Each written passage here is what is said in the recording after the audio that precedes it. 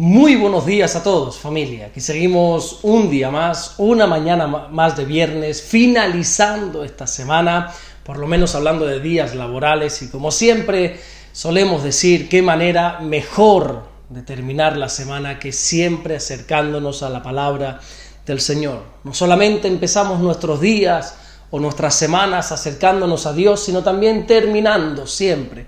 Empezamos y acabamos con el Señor.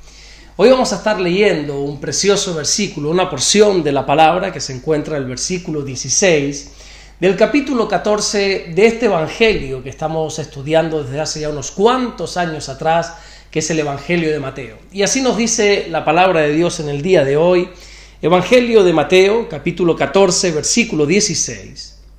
Jesús les dijo: no tienen necesidad de irse, dadles vosotros de comer. Los discípulos, viendo que la noche les caía arriba, le dijeron al Señor que despidiese a la multitud para que por lo menos pudiesen ir por las aldeas de alrededor para encontrar algo de comer, de cenar. Y la respuesta que el Señor les dio es este versículo 16 que hemos leído, cuando Jesús les dijo que la multitud no tenía necesidad de irse por las aldeas de alrededor en busca de comida, sino que eran ellos, los discípulos, los que tenían que darles de comer. Ahora bien, quiero que te pongas por un momento nada más, por un instante, en la piel de los discípulos. Porque ellos no están frente a un grupo de personas de quizá, de 20, de 30, de 100, sino que más adelante vamos a ver que esa multitud constaba de 5,000 hombres, sin contar mujeres y niños. Así que estamos hablando de miles y miles de personas. Humanamente hablando, era totalmente imposible que 12 discípulos pudiesen dar de comer, alimentar a semejante multitud de personas. Pero como siempre en estos casos, tenemos que recordar ese precioso versículo que se encuentra en el Evangelio de Lucas, en el capítulo 1 y versículo 37, cuando se nos dice que nada hay imposible para Dios. Qué bonito, ¿verdad? Más adelante encontraremos cómo fue alimentada toda esa multitud. Pero hoy me gustaría destacar estas palabras de Jesús: dadles vosotros de comer. Las personas siempre solemos medir nuestra valía por lo que tenemos, por lo que poseemos. Antes de emprender cualquier acto, miramos siempre de qué disponemos para ello. Te pongo un ejemplo. Bueno, quizás sé que es un ejemplo absurdo, pero para que podamos entender este asunto mejor. Si nosotros queremos comprarnos un coche, lógicamente lo primero que hacemos es mirar de cuánto disponemos para saber de qué coche o a qué coche podemos optar. Y eso está bien, es totalmente lógico. Incluso la Biblia siempre nos llama a calcular antes de emprender algo. En el Evangelio de Lucas, en el capítulo 14 y en el versículo 28, Jesús enseña que si alguien quiere edificar una torre, lo primero que tiene que hacer es sentarse para poder calcular todos los gastos y así poder verificar que va a poder terminar esa torre.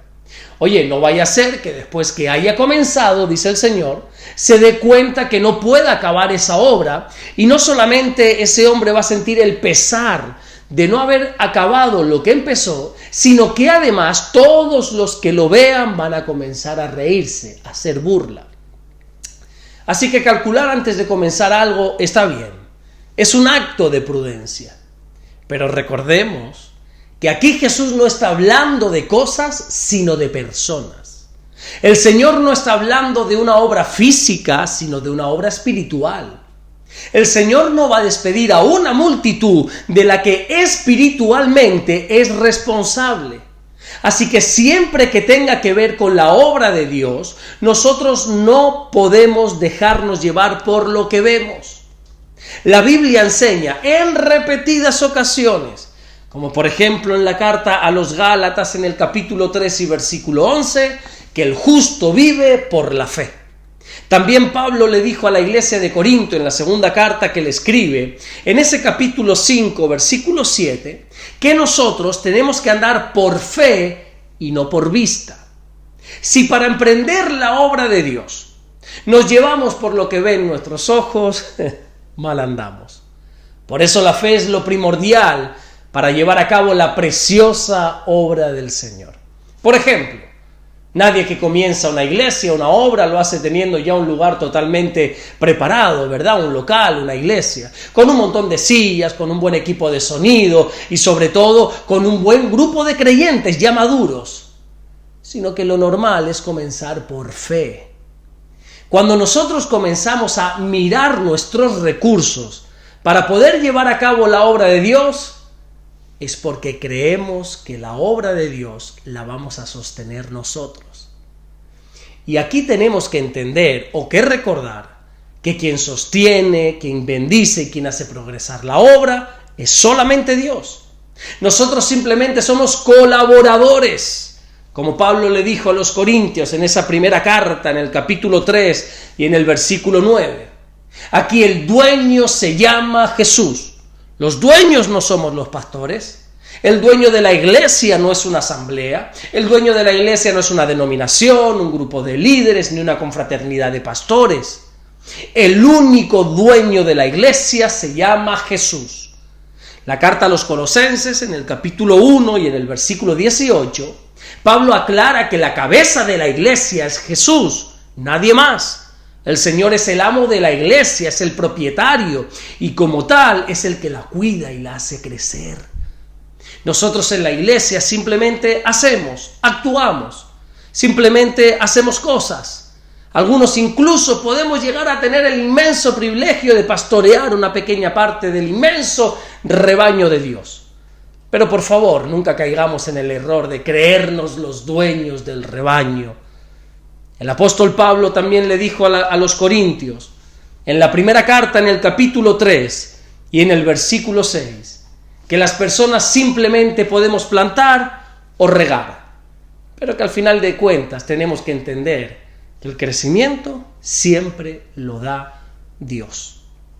Y como el Dios de la iglesia es un Dios todopoderoso, el Dios de la iglesia es un Dios que no conoce la palabra imposible, entonces no tenemos necesidad de despedir a la multitud cuando nosotros quizá físicamente no tenemos recursos para ellos, sino que como Jesús le dijo a sus discípulos, somos nosotros quienes tenemos que dar de comer a la gente.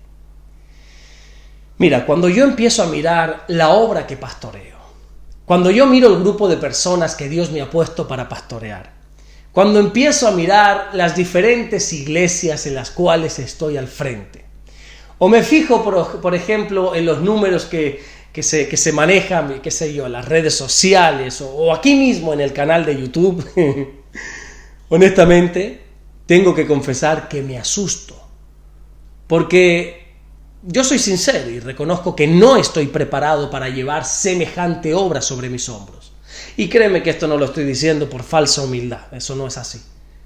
Pero cuando recuerdo que no soy yo el dueño de nada, que yo simplemente soy un colaborador del dueño supremo, que simplemente soy alguien que está de paso, que soy alguien al cual Dios está usando en un pequeño momento puntual y que cuando yo no esté, Dios va a seguir usando a tantas y tantas otras personas, es ahí que puedo descansar porque recuerdo que el buen pastor se llama Jesús. Y si por alguna razón el Señor nos ha puesto personas delante, Él mismo nos dará los recursos para alimentar tanto física como sobre todas las cosas espiritualmente a todas esas personas. La Biblia dice en la carta a los Filipenses en el capítulo 4 y en el versículo 19 que nuestro Dios suplirá todo lo que nos falta conforme a sus riquezas en gloria en Cristo Jesús.